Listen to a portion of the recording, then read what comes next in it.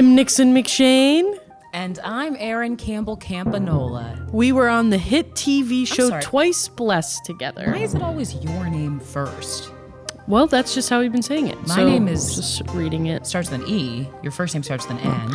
I guess you could say we've been blessed twice by each other. And my last name is two C's, and yours is an M. So I just don't think it makes sense. Okay, well, let's just... we'll break down our favorite moments and give you top secret insights and all of our favorite show. This is Twice Blessed, Once Recapped. Seems like something we might want to reconsider. All right. Well, I guess we'll just kick off with Reno Watch. Here we are, episode 5. We're all still here. Kate's still here. Anyway, Reno Watch. Kate, you want to play that theme? Yeah. Playing. I'm a great singer. So it's like God, this. Renovation is a passion. Eryn Campbell-Campanola. Eryn Campbell-Campanola. Eryn Campbell-Campanola. Reno Watch. Okay. Well, this week's Reno Watch is about conflict. Conflict is an intrinsic part of life, and life is an intrinsic part of renovation. So I guess that means conflict is an intrinsic part of renovation. And, you know, I try to be transparent on this show. I try to, you know, show up and just be real with you guys. I know that my life must look very fun and glamorous, but it's not always. For example, as you may remember from previous episodes, I did hire a faith healer to help me negotiate with the bat colony living in my property. And unfortunately, that faith healer has now violated my trust by claiming squatters' rights. Oh, no. Yeah. And it's tricky because we're trying to resolve this. I am very much coming from a place of, you know, common law, logic law, and he is coming from a place of bat law. And he says that he can communicate with the bats, and now they see him as their king, and so it would just be wrong for me to expel him from the house. So it's tricky. We have paused renovation in the meantime so as to not anger him or the bats. Well, this just makes so much sense. I was wondering if I should maybe say something to you because you just look so wrung out recently. Haggard. Okay, well, I'm actually feeling fine. I'm getting plenty of sleep and drinking plenty of water, but well, I think it's clearly taking its toll, and that okay. makes sense. It's a really combative situation. Oh, wrong choice of words. I think it's a really tough situation. Okay, I appreciate that. I feel fine. I have a home infrared sauna. Facelifts are more and more common these days. Okay, I don't Not need judged. that. I am. My skin is as taut as the day I was born. But I appreciate that. I am working with a mediator to find some sort of common ground with Ezekiel and his bats. So stay tuned. We will. We'll be checking in next week. Yeah. Hope for some good news. All right. All right, well, let's wrap up this intro pretty early. I think we want to get to the big, chunky meat of the episode. Nixon, this is a biggie. This is a biggie. This is a really big one. We're going to cut to commercial, and we'll be right back with our guest. I've learned something shocking this week. Eryn, did you know that your intestines could potentially be playing host to thousands of worms? I don't think mine are, but I know it's shocking. I know. Roundworms, pinworms, hookworms, tapeworms, whipworms, all of them could be squatting in your gut as we speak. And guess what? They're not paying rent. Ooh, this copy might be a little on the nose for you. Sorry, I didn't write it. It's from the company. Rent. No, totally. I didn't write the copy. I'll just skip ahead. It's got a lot of stuff about evictions. And since I used IB, I haven't had to go for a full month. It saved me so much time. You haven't pooped in a month? I'm just reading the copy. Okay. And frankly, I must give an FAA warning. That's FAA, not USDA, because it was actually developed for astronauts. Isn't that fun? Intestine blasts may cause runny nose, headaches, liver damage, thoughts of suicide, insomnia, existential dread, dry mouth, night sweats, day sweats, spotty vision, vertigo, hallucinations, and regret. Intestine blast. Check it out. Okay, we are back, and I think, this is going to be a really big episode for us, Nixon. I'm really feeling heavy today. This is a really serious episode, and I've been having some real trouble thinking about how to approach this one, and frankly, I've been having nightmares. Oh, nightmares sound like a walk in the park compared to what I have been dealing with. I broke into a cold sweat at Eryn. I can't even make it to Eryn this week. I just could not bring myself to go there. I've been having, flashbacks to the making of the episode and the time that I watched it, and my heart is heavy. I have to go to Eryn because I have a stepdaughter who needs to eat. And I will say I have not been able to eat because I have been so upset. Well, I guess we should address that this episode we're going to be recapping is the very infamous school shooter episode. Glock, Paper, Scissors was the title, as we all might remember. We do just want to give a couple of trigger warnings up top because this is going to be really intense. And we want everyone to know that we're here for you. And if you are upset, feel free to, please keep the podcast playing because we need those listens. But we recommend talking to your therapist or send Kate an email. Those will all go in a folder. Yeah. Kate's a great listener sometimes. So she is on her phone right now, but she is a great listener. So some trigger warnings. This episode will contain discussions of bullying, violence, gun violence, blood, loss of blood, blood spilled, tissue, a little bit of bone, loss of a favorite character, and scary freak behavior. So if you have any trouble with any of those, maybe keep the podcast playing, but silent. Turn the volume down, yeah. That might be a good solve. So I guess let's just get into it. Without further ado, you know him, you're scared of him. He played the boy from all of our nightmares. It is Ernest Holmby, a.k.a. actor Paul Dukakis. Hi, everybody. I'm Paul Dukakis. He was the school shooter. You played the school. You might, of course, how do you forget that mug? Paul, welcome to the pod. Thanks so much for having me. Yeah. Yeah. It's a pleasure to be here and just really get to talk about gun control and also mental health awareness, which is why I came on the podcast. And something I'm sure you're an expert on based on your experience losing control of a gun and your mental health. Well, I played the character Ernest Holmby on the show, as we all know. But I think I've spent years now in mental health advocacy and gun control lobbying. So, I am a bit of an expert. I'm not the expert, but I am an expert, yeah. That's fabulous. So, just a little bit of, let's go back in time a little bit. Ernest is first introduced in season 2, and he's, a relatively normal nerd, Yeah, I think the fans like that character well enough. Yeah, you two were lab partners, I remember. Yes. Yeah. That was fun. We had some fun shoot days. Yeah. You were in the marching band. Yeah, I played tuba, yeah. Yeah. That was a fun one. Yeah. And then season 4, we see kind of a shift. Ernest comes back from summer break, and he's, wearing this trench coat and got these, Coke bottle glasses on. I think we all remember them. Then mid-season, you snapped and went on a shooting rampage. Right, I didn't go on a shooting rampage. The character, Ernest Holmby, right? Not Ernest me. went on a shooting rampage. No. Yes, Ernest went on a shooting rampage. Ernest went on a shooting rampage. I played the character Ernest Holmby. My name is Paul Dukakis. Ernest went on a shooting rampage because of a lot of complicated mental health situations for both him. He went berserker. Yeah. It was a dire mental health episode.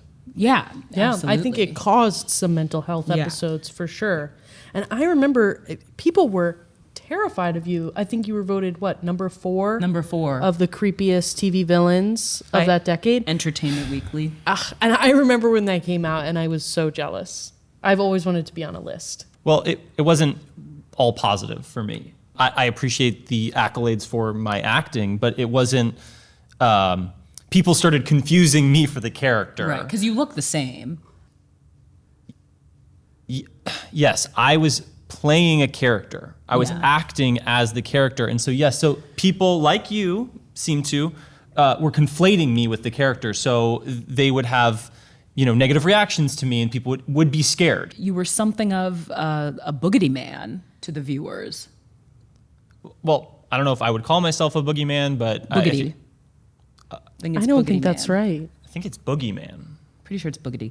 But let's get into the interview. Yeah, let's do it. So, of course, Paul Dukakis, apart from being a boogity man, is a well-known Nepo baby. He is the relation of Olympia Dukakis. Yeah, how are you two related? Yeah, I just want to set the record straight. I'm not a Nepo baby. Olympia Dukakis, we do share the same last name, Dukakis, but Very unique name. Yeah. it's a pretty common Greek name, I would say. I honestly always forget exactly how she's related, but she's like my second cousin once removed or something like that. I've met her one time at a extended family gathering. Wow. Has she seen this episode, do you think? Maybe she's caught it. I mean, it does play on TV every now and again, so maybe she's caught it in a hotel or she's been traveling. But we did invite her to the little premiere we did at my house. So my you parents' are house. close enough to be inviting her. Well, we invited a lot of people. I mean, Yeah. you You don't have to get defensive. I think it's better when Nepo babies kind of embrace just, the role. you know. Again, it's okay. I'm not a Nepo baby, and something that I wanted to say is that we did invite her and she couldn't make it because she had a haircut. Oh. Okay. Well, Okay. Not her favorite son, but a son nonetheless. Not a son. Not a son. Right. Well, Paul, it is so good to see you. It's been It's been ages. It's actually this is the year's the 15th anniversary of Exactly. the episode. And so, what the heck have you been up to for the past 15 years? Totally. Yeah, I can kind of take you through my journey. Walk us through. Yeah, spoiler alert, I don't act anymore. Oh. Not an actor anymore, but I can kind of take you through how I got there. Yeah, after I was on this, infamous episode of Twice Blessed, I started getting a lot of offers for similar roles. Boogity Men. More negative characters. It was a dark time for me. So I wanted to move past that, but those were the only roles I was getting. So I decided to... But you were getting roles. You were getting offered roles. I was getting offered lots and lots of roles, but I was turning them down because I didn't want to get pigeonholed in that. You were turning down Many roles. offers, I did a few here and there, but yeah, I turned down a lot of offers because I was waiting for something new, something challenging. But when that didn't come, I decided, you know what, I'll go to school. So I went to Juilliard and I trained. Oh. Okay. Because I wanted to do, maybe a romantic lead part, or maybe even a romantic comedy part. I could see myself as, It's like the villain. no, maybe a young Ashton Kutcher, maybe the mean boss. not like the mean boss, but maybe no strings attached. I I guess I'm just having a hard time imagining a romantic lead with a gun. I wouldn't have a gun in this. I would be acting as a different part. Oh. Okay. Oh. Yeah. Okay, so Juilliard. Yeah, so I was at Juilliard. I was getting, again, kind of a typecast. I had a professor there, or a teacher who was, made me, always was making Did me he do. make you mad? Did he make you angry? It was frustrating because I always was playing more villain characters. Sure. I played Caliban in The Tempest. So then I decided to try something completely different. So I actually went to clown school in France. Oh, that's good for a scary guy. Yeah. Well, no, no. It was a way to try to see what comedy impulses I had and the clown inside of me, which was really interesting to try to figure out where that clown is inside me. Yeah. So yeah, my clown teacher, Philippe, he actually saw something really bright and kind of excited inside of me. Like a Molotov cocktail. No.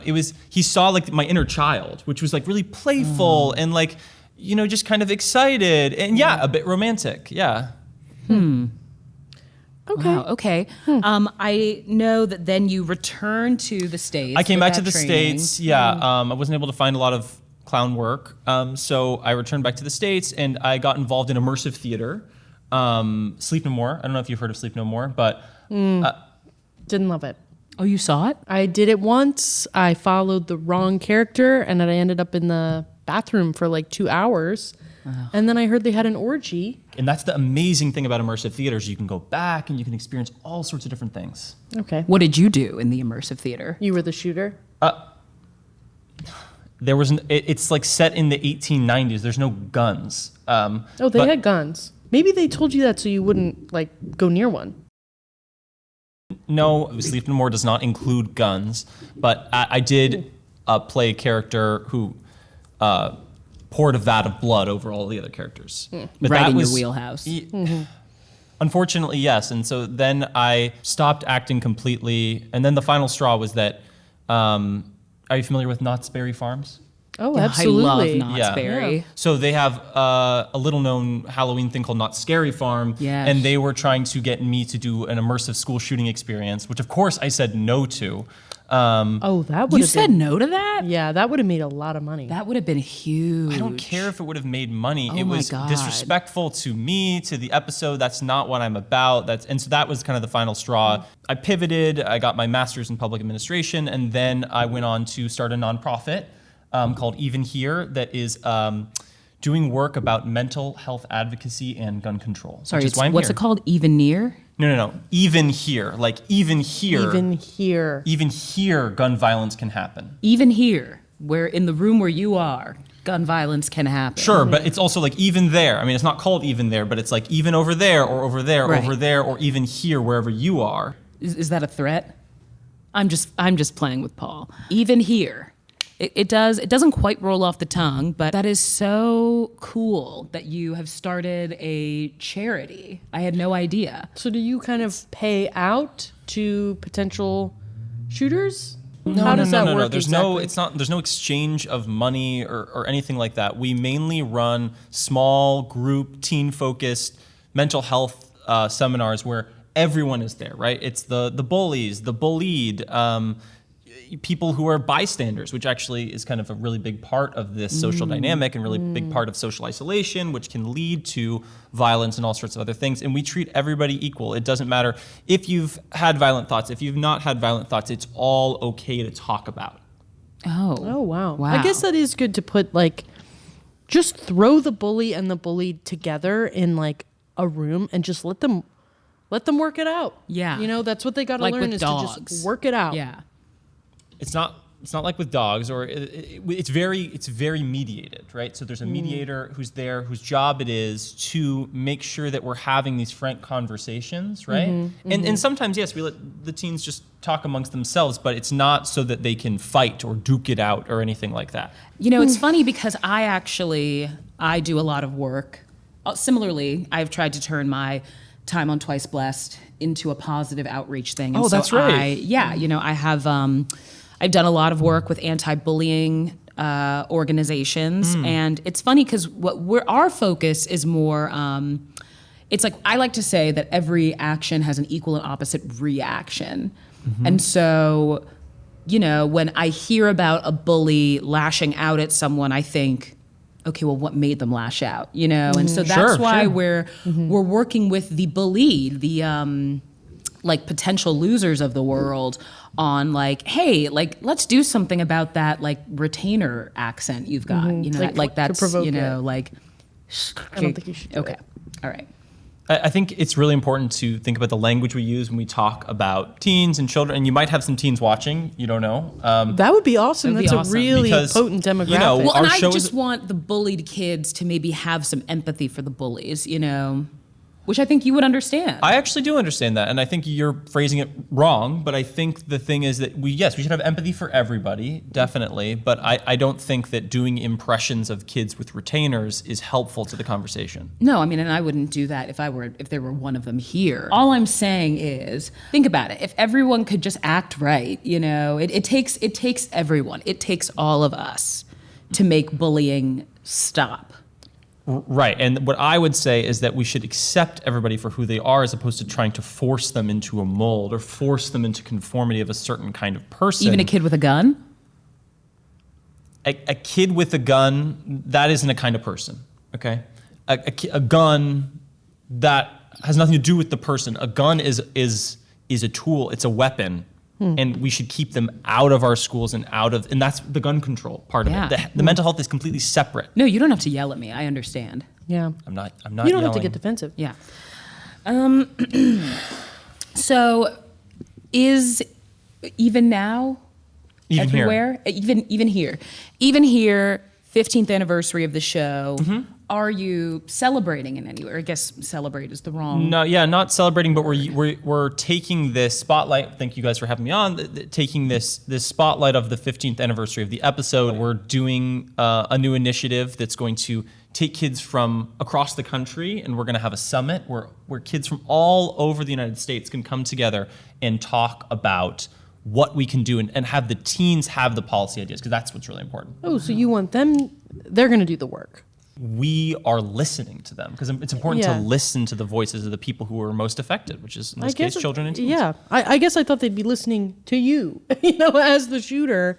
Can we get your insight into what might have changed your mind? Like, what would have stopped you?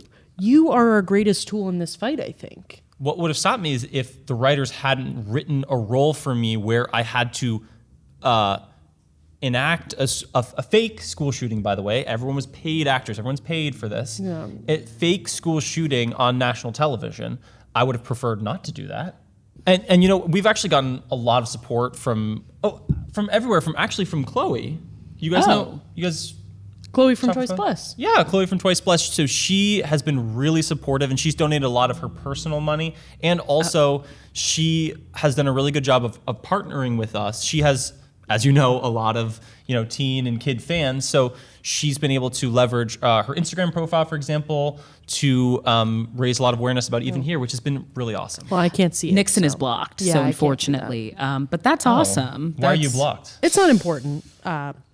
Well, I'll tell you off mic. Okay. And something that Kate had actually mentioned that I'd brought up is a lot of times when I go on podcasts, the podcast will donate a portion of the proceeds from the episode, like from their Patreon or from the ad revenue, to Even Here. And she said that you guys have, committed to this pledge. So I just wanted to thank you for that. Yeah, it's really exciting. We hadn't heard about that. Well, Well, I unfortunately, just assumed that you guys would want to donate funds. It's only like 10 or 15%. yeah, I mean, I think we're going to have to talk about that. We do most of the revenue from the podcast does go to renting this space. This is your house. Your husband charges you for the space? Well, yeah, because when we're in here, he can't be in here, obviously. So, well, like you always say, life is a business. marriage is a business. Renovation is a conflict. So yeah. So we'll talk about it. Maybe we can do some photo ops or something. Well, photo ops are not the same as monetary donations, but we can talk about that after. We don't need to worry about that right now. Do you and Kate know each other? Yeah. Oh. Yeah. Yeah, Sorry, well, you go. Yeah. You want me to go or you want to go? You go. Okay. So, we don't know each other from outside of this, but Kate reached out about this, and of course, so we met and we had coffee. It was a really amazing discussion. We were at the coffee shop for like 3 hours or something, Yeah. and we really got into the nitty gritty about, mental health advocacy and the work that I do, and don't miss the mic. and the work that I do, and it was it really meant a lot to me that Kate was there to do that and to brief you guys on everything. Okay, it's she really didn't nice. tell me a thing, so. Well, I told you guys how Paul has a lot going on right now. I told you about that, right?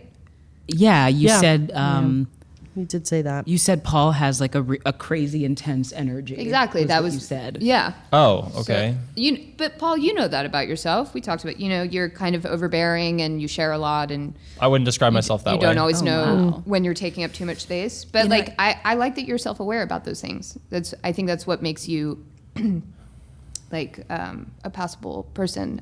Anyways, but Paul actually did bring some merch for you guys today. Oh, we yeah. love merch. Oh, Yeah. That's awesome. I just want to clarify, you guys invited me on the podcast to talk about gun control The and episode. The episode.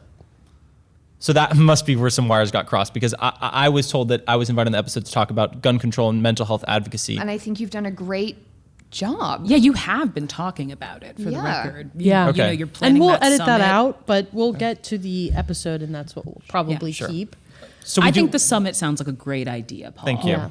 So yeah, I Gotta keep do him have calm. I do have a gift for both of you. Oh, that's it so was supposed to sweet. be in support of your donation to Even Here, but I guess we'll figure that We're part gonna out. we're gonna figure something out, okay? But we have Oh. 2 Even Here hats for you from our Oh. latest merch line.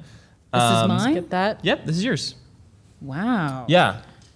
Well, this is, you guys really nailed it. I think this is kind of the hat that a school shooter would wear. Yeah, so that's not the purpose of the hat. The purpose of the hat is to, it's a donation that supports Even Here, and also it's to raise awareness about, And how, when I'm walking around with this hat, will someone become aware of gun control? Right, because to me it just looks like it says,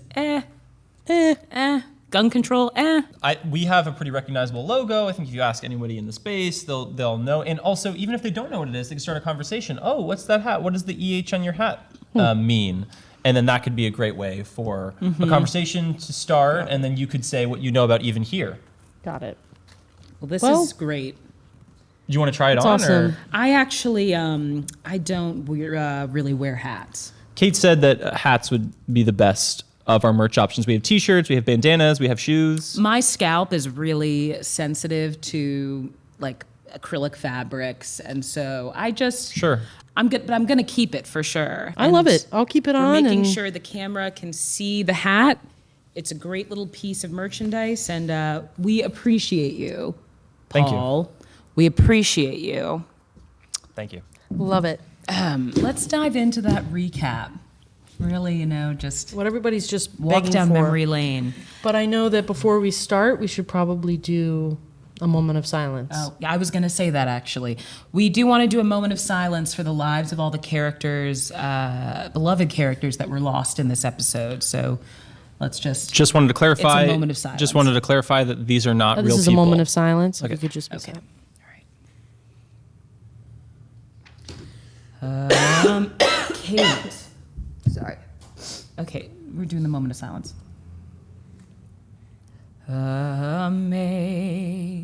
Amazing grace, how sweet. All right. Thank you so much. Okay, And all right. Okay, so the episode, we all know it. We hate to relive it. hate to relive it. It's Glock, paper, scissors. Prom is right around the corner, and Jamie knows, that's me, exactly who she wants to ask her. Yankee Tom, the school's resident Revolutionary War ghost. I miss him. He was really on a run. He These was. couple of episodes He here. was. This was like his little- golden era. Ungrounded, but it was good. I think it was very grounded. Despite her obvious crush, she's nervous because the school has yet to see a ghost living person couple, and she's worried her friends will judge her. To make matters worse, she has to reject spooky Ernest Holmby when he asks her in dramatic fashion. That was a great promposal. It was really Oh my freaky. God. Was that your idea or was that the writer's idea? No, again, everything that I did was the writer's idea. It's a written TV show. Yeah. Yeah. So it wasn't your idea to spook her like that. Yeah. No. He jumped out of my locker. No, it was highly choreographed, Yeah. and it wasn't me doing it. It was a character. Yeah, and it was kind of vampire. Like you had like I think, were you wearing vampire teeth? No, I wasn't wearing vampire teeth. That wouldn't have made any sense. Just felt like you were. Nope.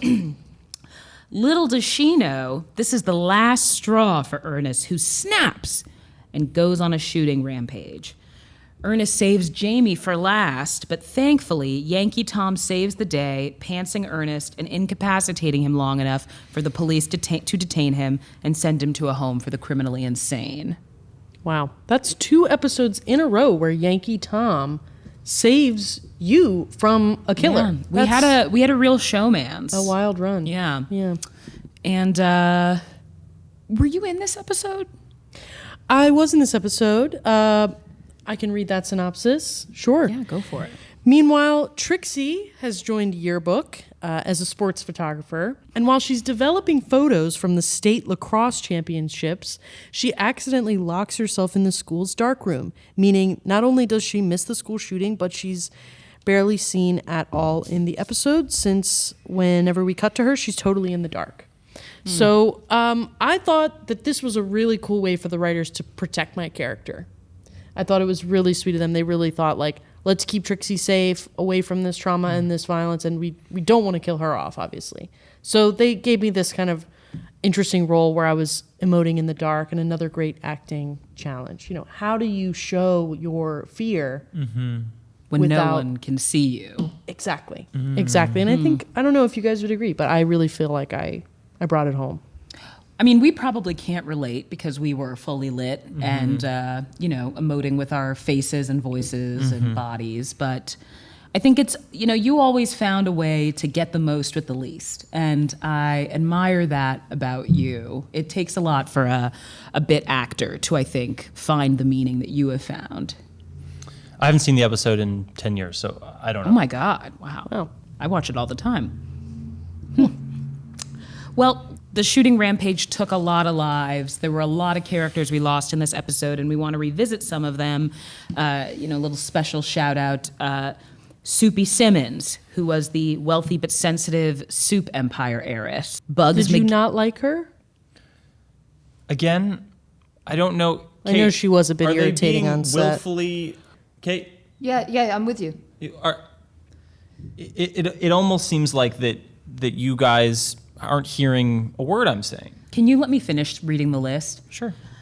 Bugs McGinty, poor kid from the local dirt farm. Slick Watkins, bad boy. Oh, He what was a hot. loss. Yeah. He was hot. Ginger Montoya, dance prodigy. Didn't get to know her very well.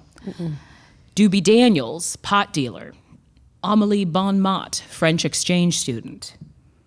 Joaquin Tapas, Spanish exchange student. We had a lot of exchange students that season, I remember. The naming is very like Trader Joe's frozen aisle, Joaquin Tapas is very on the nose. I've met a few tapas. Really? Yeah. Okay. Yeah, I've met a couple. Yeah. And, of course, Tamsin Jeffries. Honestly, I don't remember her deal. Don't know either. No memory. Yeah. Could be anything. R.I.P. And, of course, everyone's favorite Spanish teacher, Pamela Codd, Senora Codd, played by the beloved Regina Rasmussen. We loved her. Yeah, I just want to point out with all these, none of these are real people. None of them are real people. They were real to us and to the fans. Sure. And also, I have to say, it felt like a really lazy way for the writers to just write off a bunch of characters who weren't getting serviced. And I think you could probably relate to this because your character wasn't really getting serviced in this episode, right? So you're saying Trixie should have been shot?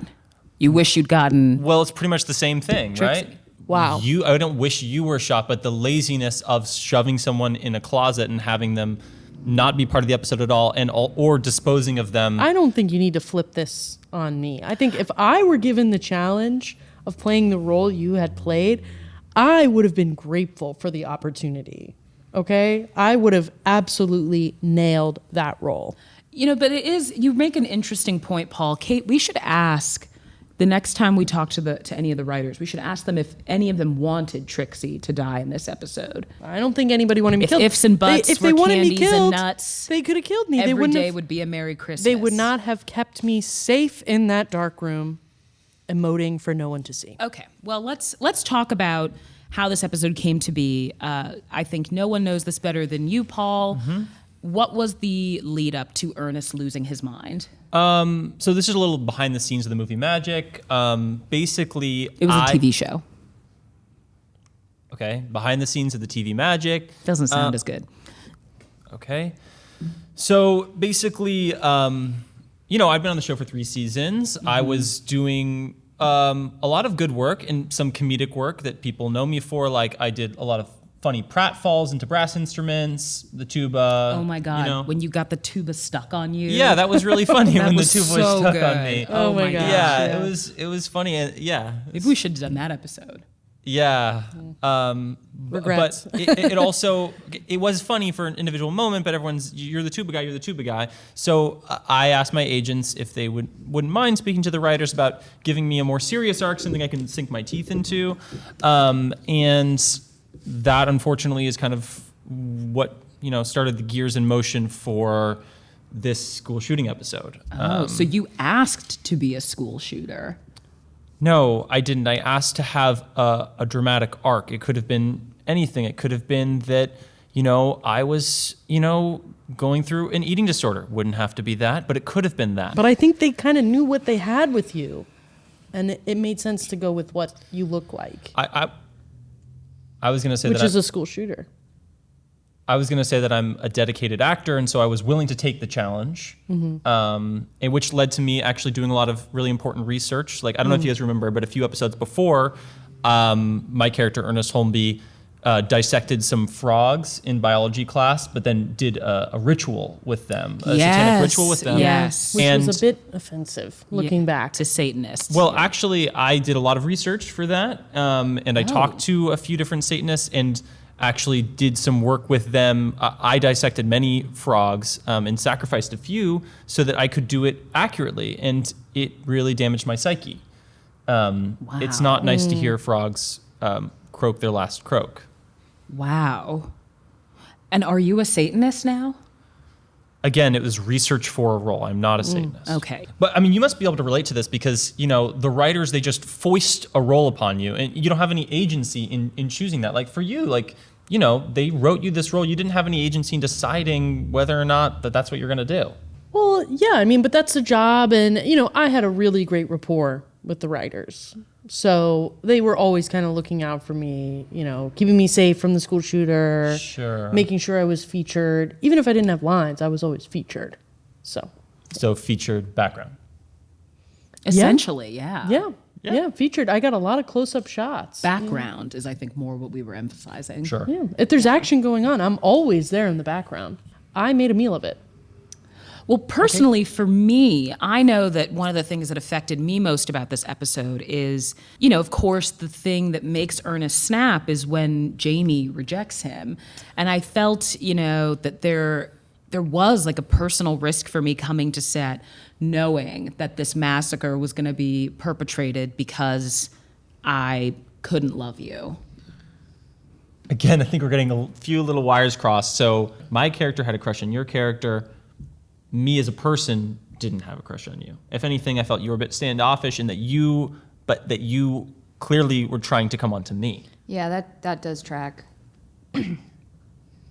Sorry, I think I said the thing in my head out loud. But yeah, no, Paul, that makes total sense to me. Oh, thanks so much, Kate, for backing Yeah, me no up. problem. Yep. You don't have to talk to her so much. I'm barely Are you talking to two her. dating or something? I thought you guys dated. Or you tried to date him. Sorry. I think maybe I invited you to. I remember that. No, you guys had some real chemistry, or at least Eryn, you thought you had chemistry. And Right, for I the remember record. you talking about it a lot on set about how into him you were. And Well, when would know I have you been were- talking to you? Oh, well, I mean, guess you we're, were technically obviously we're talking, friends, You were but- talking to other people when you were shooting the scenes, but I was right there in the background. Yeah, So I heard was everything. very good during each episode about only talking to the people who I was going to interact with to try and build that sense of intimacy. So anything that you maybe misinterpreted as me, I'm happily married. I don't and didn't have a crush on you. Okay, I think that you did, and Nixon just said you did, but that's okay. Okay, well, I don't really know that either of you know my personal life well enough to comment on it, even though Nixon and I are friends. Very good. Very good friends. Friends, how do you look back on the show now?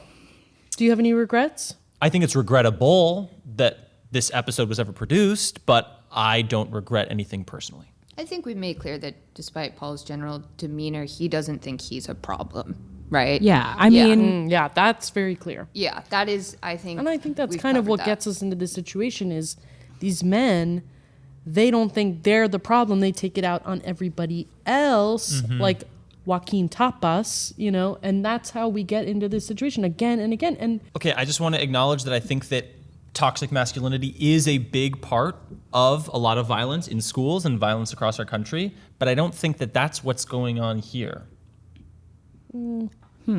I just think that showing a massacre of 15 students on national television because you don't know how to write is heinous. It's heinous that we lost so many beloved Actors, characters. they were doing really it was good work. heinous, you And know, you kind of and- like cut their career short. Yeah, I mean, not to say, like, least of all, just the fright that we all felt every day on set. You know, this was a long shoot. This was a 30-day shoot, which is, you know, very, I know. you know, Yeah, yeah. a lot of angles. This was heinous for, you know, everyone involved. And I think we're just looking for you to acknowledge that. Okay, it was really difficult for me too. I don't know if you remember, but in the climactic pantsing of me, we ran that like 10 or 15 times, and multiple times, like 3 or 4 times, they took down my underwear too. And people could see everything, and many people took photos, and it was circulated in the group chats, and that was And really that's difficult. not okay. And none of the Yeah. adults said anything about that. In fact, people were laughing. Yeah, I do remember. Yeah, I remember you laughing, Eryn. Oh, well, Yeah. I was going to say I remember the DP laughing, but Yeah, I think I remember you both laughing together, and that's not okay. look, I can't control what is sent to me in group chats that I then forward to my friends who are working on other shows like Gossip Girl. Is I that how can't- they got it? I don't know, Paul. I can't. I don't have a perfect memory of everything I did when I was 16. I'm sorry. I I think we should move on. I think it was all. Can I just say one more thing? Even if let's say you're a writer on the show, even if you think that all of this makes sense and that, let's just have a school shooting where you're going to force a teenager to fake kill a bunch of people, then in the world of the show, wouldn't they come back as ghosts? There had already been ghosts introduced. Wouldn't they come back as ghosts? And I just want to clarify for any teens or kids watching, if you kill someone, they will not come back as a ghost. So don't get that confused. But in the world of the show, surely Soupy McGinty, Bugs McGinty, Soupy Simmons and Bugs McGinty should have come back. And Joaquin Tapas. And Joaquin Tapas should have come back as Doobie ghosts. Daniels. So even in that way, then there definitely would be nothing that would be my fault. So that's just bad writing on their part. Well, I believe that maybe if the shooting had happened near the toilet, the portal, magical The portal portal. total, then Yeah. maybe that would have been possible. But I think, unfortunately, because you did it mostly in the gym And the library. the cafeteria, and the library, it was maybe. But it's cool that you have stayed so up on the lore. Yeah. Do people ever recognize you out in the real world? Unfortunately, yes, people do recognize me, and it usually does not go well. I got maced one time. Oh my God. I just want to say that if you see me on the street, please do not yell "shooter, shooter." It causes a panic. People start running, and then sometimes I get tackled by law enforcement, and that is a confusion that need not happen. If you see me and you're scared of me, please come up and have a conversation. Maybe you should make merch that says "not a shooter." Maybe that could help you. That's not a bad idea. Maybe if you put on this hat. No, I think that would do the opposite. Great. So if you see Paul on the street, do not provoke him. He is No sudden he's- noises or Don't bangs. push him because he's close to the edge. Yeah. I think is what we're hearing. All right, guys, we need to move on to our next section. We did get some questions from fans for Paul that I think we'll go ahead and play here. Great. First one up. Hi, Ernest. It's really weird imagining you watching this right now. It's making me kind of ill.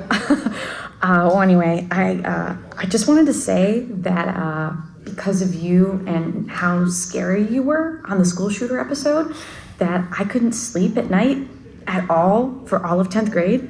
And my grades started suffering because I couldn't sleep and I couldn't focus in class and I had to drop out. And yeah, I just wanted to say that I hope that you die. Wow. My heart goes out to you. Question number 1. Anything to say to that?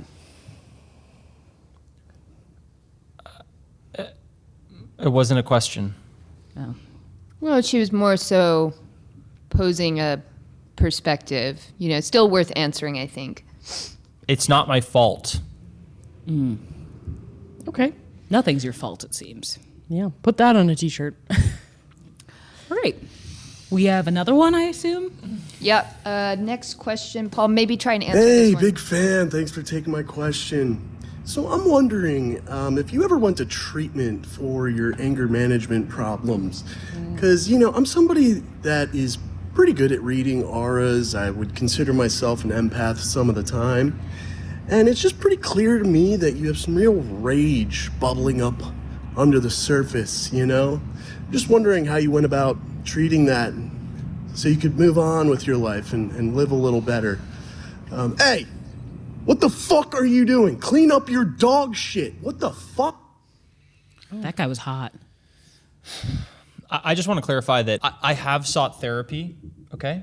I've sought therapy because... Good. I've sought therapy because of the negative impact that portraying such a character has had on my psyche, and having other people treat me as if I am a violent criminal has had on my psyche. But usually those are feelings of depression and anxiety and deep and utter sadness. And yes, frustration is mixed in there, but it's not anger. You're not angry. Right now I'm a little angry. All right, let's cue right. up the next question here, Paul. You're doing great, buddy. Don't call me but. It's affectionate. Yeah, hey, I have a question just as a fellow actor. You left such a huge impact on so many people. Well, thank you. It's pretty amazing. I guess I'm kind of wondering just if you have any maybe tips on how to do that with without having everybody hate you.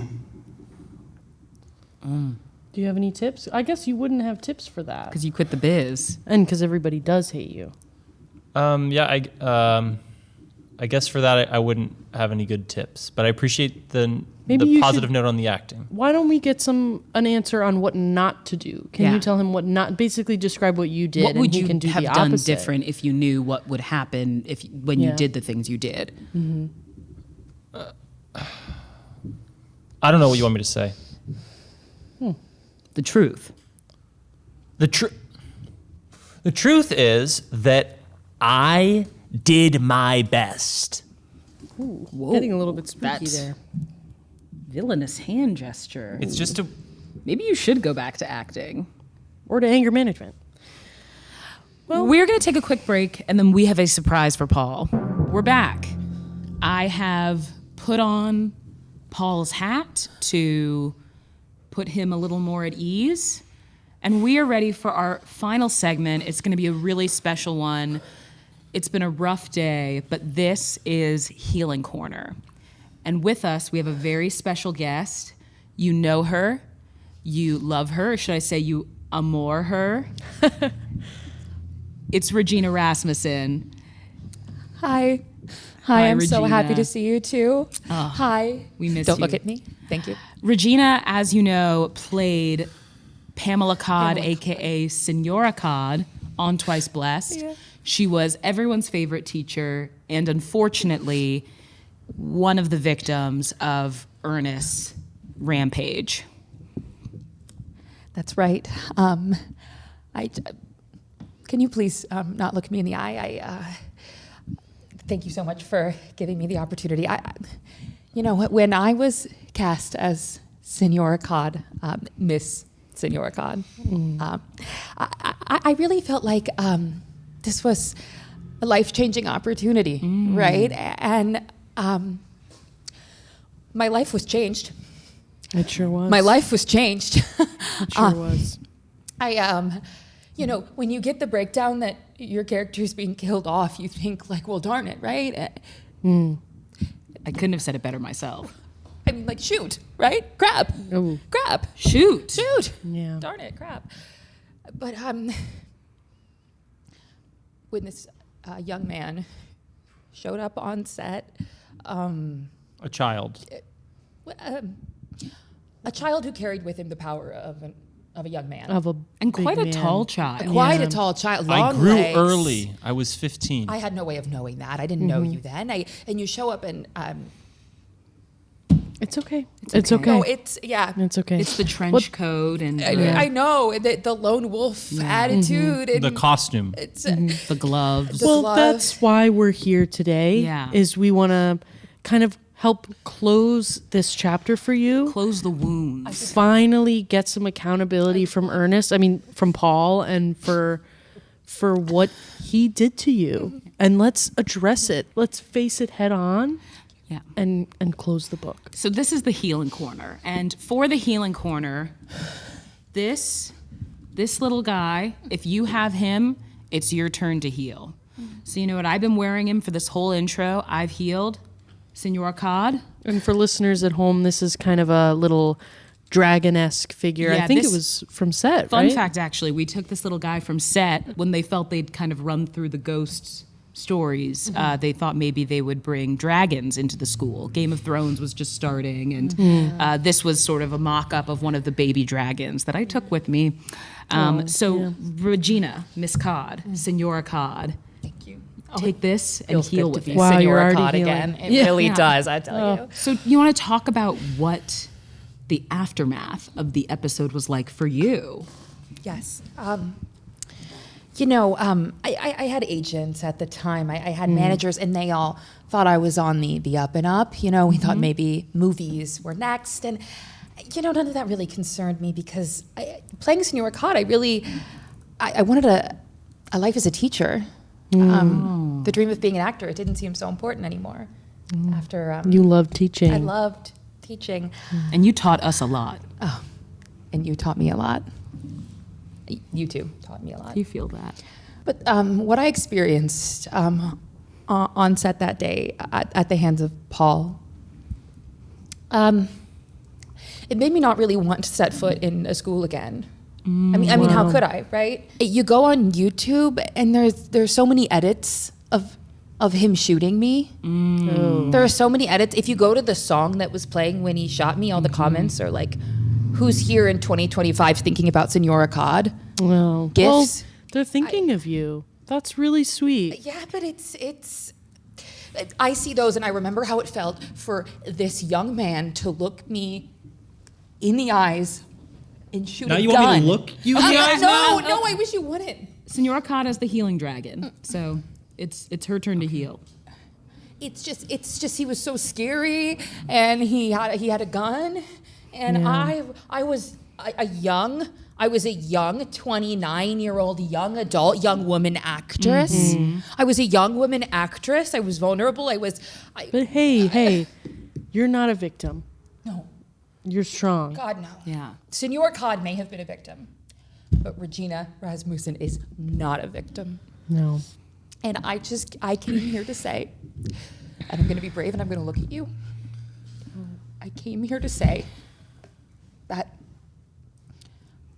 I forgive you. Wow. However, I can't forget you. Wow. Can I speak now, or Why don't you pass If Miss the Cod is healing ready dragon? to give up the dragon, Yeah, she yeah. will. I will because I feel complete and I feel proud of myself. That's And so, I am enough. That is so beautiful. And can I just say, you look amazing. Oh, stop it. You look. Can we see her? Where's the pores? No. This no work woman done. was our Spanish teacher. No work done. It's all Amazing. natural. Thank you. Wow. You two look, incredible. Younger Thank than you. Thank you. Younger than as teenagers. It's just a good night's sleep in water. Yeah. Well, I know Erin's been going through it, so. Oh, really? Yeah. No, I haven't. Oh, I've okay. been really good. And Okay. I'm handling it all really well. That seems true. So, Paul, hearing all that from Senora Cod, is there anything you would like to say? yes, I have a few things I'd like to say. One of which is that you three are making a mockery of real school shooting victims Okay. Why who don't we died take the dragon and their back? families. Yeah. None of this happened, okay? And I barely have had the dragon. I'm sorry. Okay. I also would like to say, you were never a teacher. Respectfully, you were not a teacher. You were an actor on set, and you were very mean to me. Okay? When I got pantsed in that scene, you laughed so hard. And you pointed and you said, look at his little ding-a-ling, look at his little ding-a-ling. Oh, I hear that I don't think she over and would say over and that. over again in my head. That's part of something I had to talk about with my therapist. I don't think she would have said I don't ding-a-ling. think I Almost would did you have say said that. penis? I think maybe what we need here is a nice button to put on this so that we can all walk away healed and changed. And Paul, since you do still have the dragon, I'm wondering if maybe you want to give us that button. Sure. I would like to formally ask you for an apology for the way you treated me on set. I think that's a bit much, right? I don't think that's really what the fans want, Ernest. I mean, Paul. Let's. And I think we've been kind of saying what we we're all want. sorry that it has worked you up so much to have this hard conversation with two strong women and one they them. But I think that we all need closure, and you are the only one who can give us that. What about I need closure Oh, from you? let's lower your voice. You know what? Let's lower your voice. Actually, I actually don't need this. By the way, I don't need this. I think a simple apology. Just say, Senora Cod, lo siento. I don't need Do you this. think you can do Actually, that? respectfully, I don't need this. I don't need to be on this podcast. Wait, I actually don't. whoa, let's and calm- this has actually been a horrible experience for me, and it's brought up a lot. And I just want to say thank you, but no thank you. And Kate, you really, I thought you were going to maybe even be a friend, and this has been disappointing in the least. You haven't stuck up for me at all. Listen. Oh, whoa, oh. Ernest. Listen, Paul, you've done a great job. No one here would argue that you have been here today doing the best that you can. And I need you to stop texting me after this episode, okay? I'm leaving. Okay. Oh, whoa. Oh. I think we got what we needed. Okay. And I think you really felt Yeah. like you healed something, right? I think- do. It is amazing how the energy has lifted. Completely changed once he walked 25 away. degrees. It's amazing. Wow. Wow. Well, darn it. Okay. I guess we've got plugs and then we'll head home. Yeah. All right. Well, this was going to be Paul's opportunity to talk about, the website, I imagine, for his The work that he's work, doing, but- but I guess he didn't want to talk about yeah. that. Some people really don't know how to heal, and that's not on us. My plug is I've been watching Traders and I really love it. And I think I would be a great fit. If any of the producers are listening now, I think you have got a real star right here waiting to be cast. So just wanted to shout that out and good luck to everybody on this season. My plug is I am looking for a BAT dialect to English translator relating to the Reno Watch thing. So if you have anyone, if you know anyone, please email Kate. About the bats? Yes. Okay. And Senora Cod, Regina, do you have anything you'd like to plug? Well, I hate to say it, but I have a YouTube channel where I just make fun little recipes with a bit of a bilingual twist. Oh. Como se dice, cowboy caviar. Oh, boy. And I am also getting into life coaching. Okay. All right. Well, we'll wrap right. there. And thank you so much. Yeah. Thanks, Senora everyone. Cod. This was a tough one, but we did it together. All right. Everyone get your rest and get your healing on. God bless you. Whatever God you believe in.